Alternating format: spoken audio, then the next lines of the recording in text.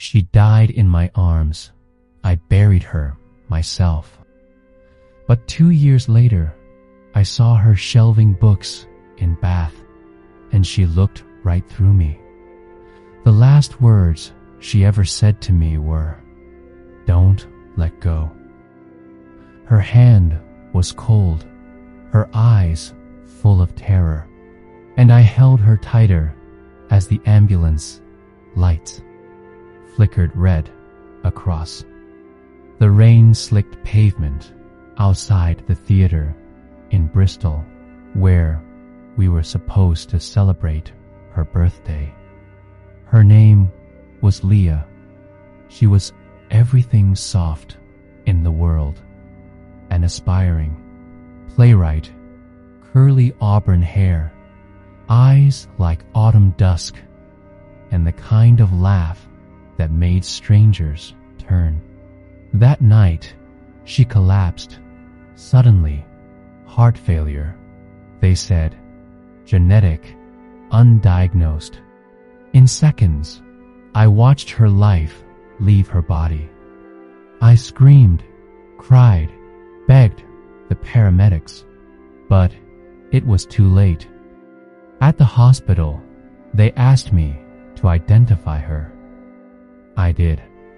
I helped plan her funeral. I sat with her mother in silence.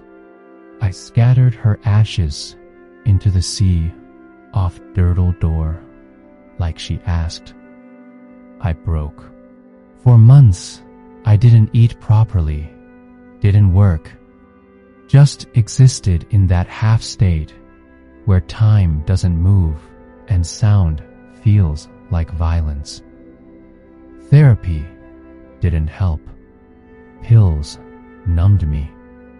I deleted all our photos, but found myself recreating her in strangers' faces. Then, 2 years later, on a quiet Sunday afternoon, I visited Bath on a nostalgic whim, walked down Walcott Street, turned into a quiet old bookshop I'd never noticed before. The bell rang. I looked up, and there she was, shelving books, hair tied up, glasses on, alive. My knees gave out. I grabbed a bookshelf. She turned. Our eyes met, but there was nothing in hers. She smiled politely. "Can I help you?" I couldn't breathe. I stammered. "Leah." She frowned. "I'm sorry." I stared at her, trying to hold onto reality. You died 2 years ago. I buried you." Her face froze, then softened. "I'm afraid you're mistaken. My name's Evelyn." I left the store in a daze, shaking, nearly vomiting into the gutter. For days, I returned, watched her from across the street.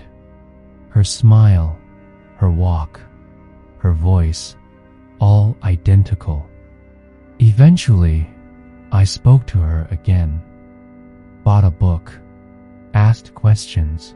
She said she was raised in Devon, moved to Bath a year ago. No memory of Bristol, no memory of me. But I noticed things. A scar on her wrist Leah had, the same pendant necklace I gave Leah the night she died. I've had this since I was a girl. Found it in a charity shop, I think. My heart pounded. I became obsessed. I followed her home one evening, a flat above an art gallery. I stood outside, wondering if I was losing my mind. Then, an old friend of Leah's, Kira, messaged me out of nowhere. "You need to talk to me now." We met at a pub in Bristol. She told me Leah had once confided that she feared someone was following her, not just physically, but through her mind, that she'd been part of something, an experimental therapy group for creative trauma survivors, run by a woman named Dr. Vivian Houghton. I tracked her down, retired psychiatrist in Cornwall. She refused to speak. I threatened to go public. Eventually, she admitted Leah had been part of a covert trial involving identity cleansing, meant to rewire the brain after trauma. But something went wrong. Leah disappeared from the program's records.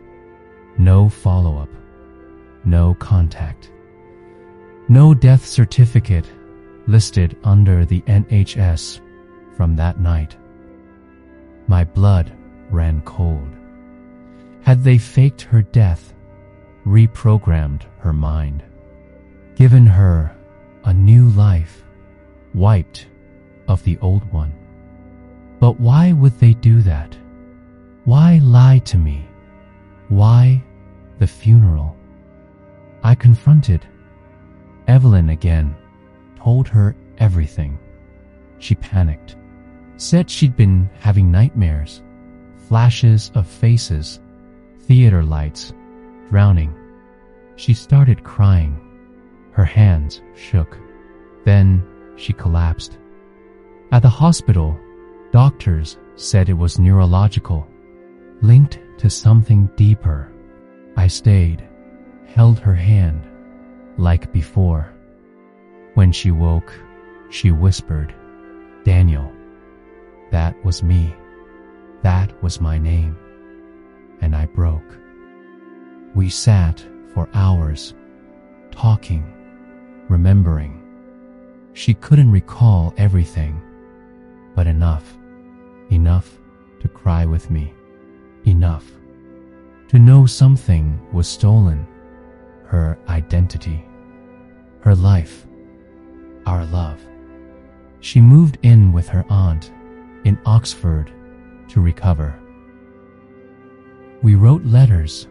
Sometimes she remembered a scene from a play she wrote, or the smell of my jacket. Sometimes she didn't. It didn't matter. I loved her again. Whether she was Leah or Evelyn, she was both. She'd been taken from me once. I wouldn't lose her again.